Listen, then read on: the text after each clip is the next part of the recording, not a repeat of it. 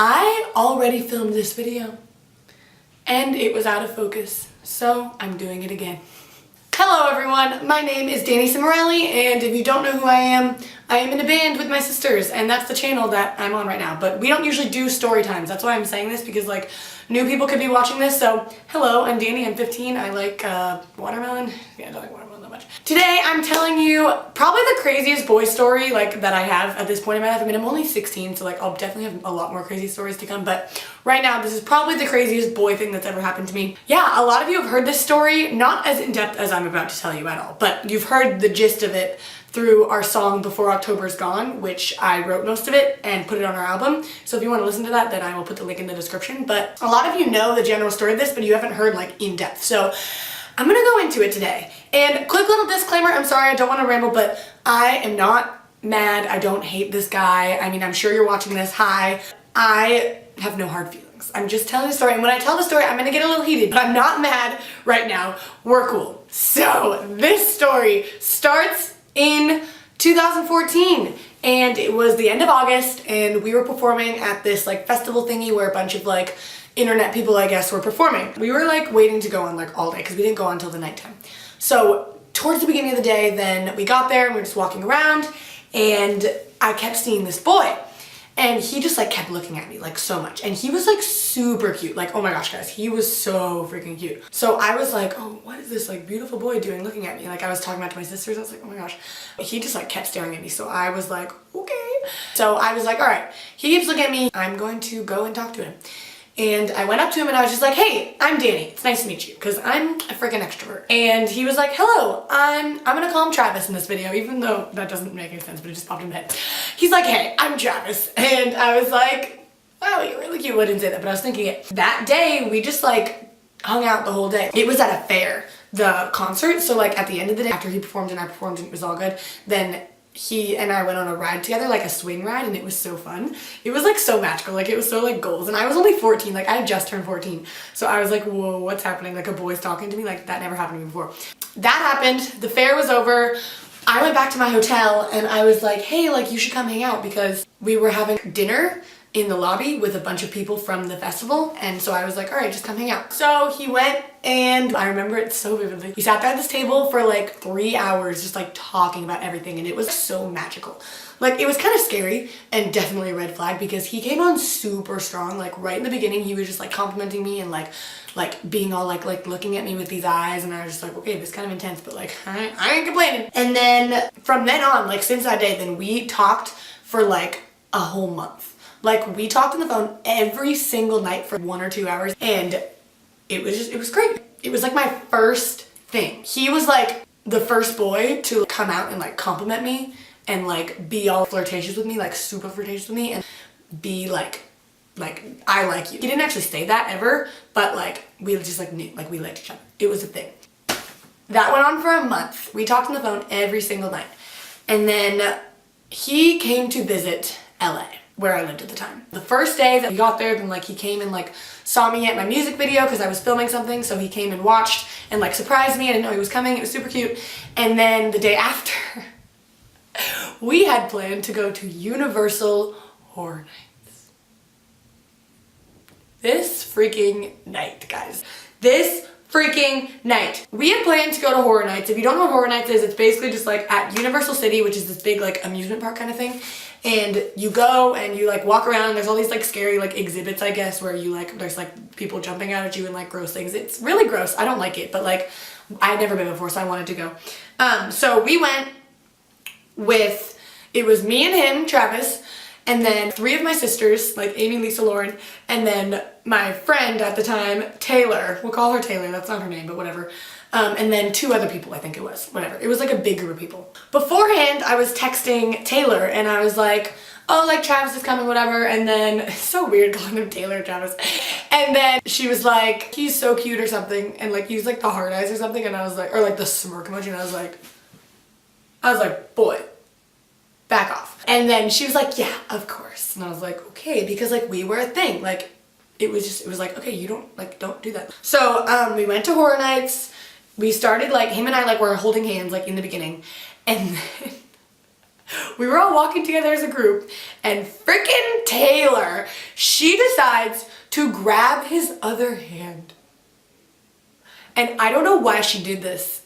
I don't understand it. Now that I think about it, like, I don't get it. Like, I don't know why a person would do that. I guess she was playing it off like, haha, like we're just all holding hands, like skip, skip, skip, whatever, fun times. But at the same time, I could tell she was like trying to come at him, and I was like, boy, what are you doing? So we were walking, and he was in the middle of us. I was on the left, she was on the right. He was holding both of our hands. Both of our hands.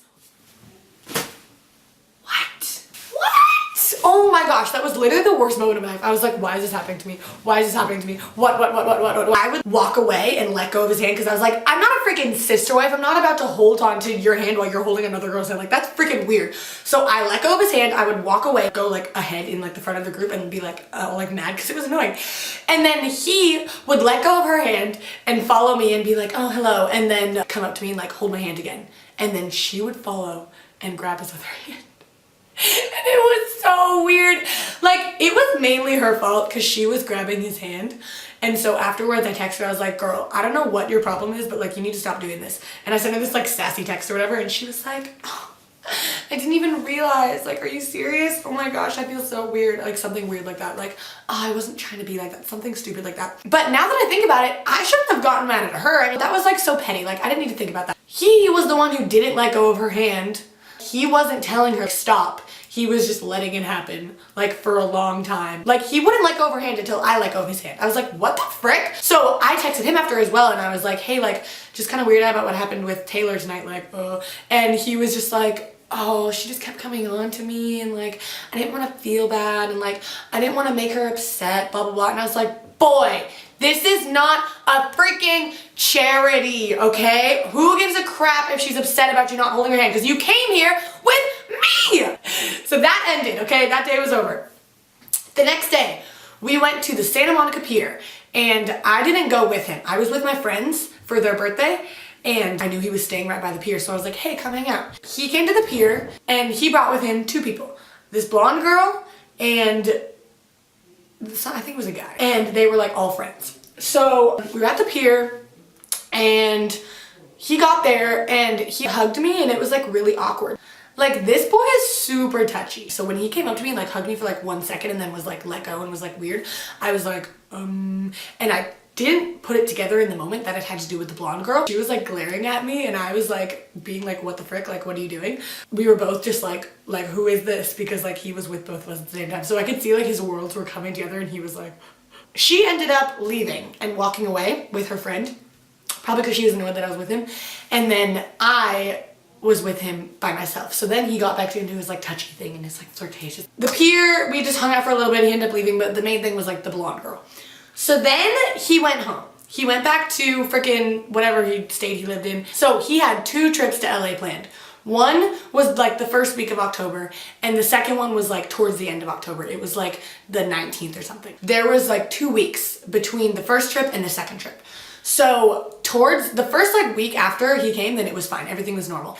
And then I remember towards the end, like right before he was about to come, then he stopped talking to me as much. And I was like, okay, this is kind of weird, but whatever, it's not a big deal. So during that time, he was posting all these subtweets, and I was like, what the frick? Because he was one of those internet boys who would, not like Jacob Sartorius, but like if you take Jacob Sartorius and like make him a little more chill, that was like what he was like. So he would post all these like cheesy subtweets, like, oh, like, I don't know, just cheesy stuff that I thought was about me. And he was posting all this stuff, but it was during the week that we weren't talking. So I was like, GTG, like, who is this about? So I started investigating. Basically, I found this girl in his favorites who I started DMing, and she told me that he was having a thing with her. They weren't like full on like talking all the time, but they were like Snapchatting for like a month before that. And she had like met him before, and like he was trying to meet up with her again. She was telling me all this stuff about him, and I was like, okay. So then she told me about this other girl, the one who he went to the pier with. And what are we calling her? Kenzie. I looked at Kenzie's Twitter, and she was favoriting all of his tweets, and he was favoriting all of her tweets. So I was like, oh, okay. So he is having a thing with her and talking to her and having a thing with me. And I was like, what? Like my world came crumbling down. I found the girl Kenzie on Twitter and I didn't talk to her. I was just like, knew she was a thing and I was just like, I hated her. I was like, okay, so he was having a thing first. So I immediately ended it. I remember it was October 19th. I texted him at night. It was like late at night, so he didn't get it till the morning. And I just said this long thing, like basically ending it, like it's over. And shortly after it was over, the girl, Kenzie, I started talking to her. And she told me so much, because we started talking about him, of course. And she was like, oh, we aren't talking anymore. Like he just randomly stopped talking to me like a week ago. And like she would tell me all these details about their thing. And she was saying that he would call her every night. And I was like, boy, what? Because in September, he was calling me and her every single night. I swear, he has freaking magical powers. Like, I don't know how you can do that and like live with yourself, first of all, but second of all, like have the time for that, because he would talk to me like late at night. So I was like, what the heck? It was like identical, the story that she told me about them, like the stuff that he did and like everything that happened, the stuff he said, like all these details, it matched up so perfectly with my story with him, and it was so freaky. Okay, I forgot a really important part of the story. So when Kenzie was telling me all this stuff, she also informed me that at some point when he was in LA with her, I think it was the first weekend, then I was texting him and she was like, oh, who's that? And he told her that I was some girl who thinks that he likes her. So he was like, oh, it's just this girl. She takes everything I say the wrong way. Like, I don't like her. It's really awkward. He was so rude about it and totally lying about it. So I wanted to punch him in the face. So yeah, we stopped talking. Obviously, she stopped talking to him. We became really good friends. So me and Kenzie and me and the Twitter girl are good friends. And then also he got a girlfriend like 2 weeks after that. And him and her are now good friends.